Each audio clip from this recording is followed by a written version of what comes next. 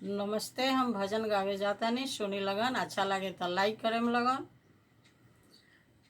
सावन में साध लेके बाबा ही आईने, सावन में साध लेके बाबा ही आईने, कर दी मन कोना पूरी भोलेनाथ, जलवा चढ़ैने हजार, कर दी मन कोना पूरी भोलेनाथ, जलवा चढ़ैने हजार। सावन में साध लेके बाबा ही आईने, ए सावन में साध लेके बाबा ही आईने, कर दी मन कामना पूरी भोलेनाथ, जलवा चढ़ैने हजारे भोलेनाथ, जलवा चढ़ैने हजार।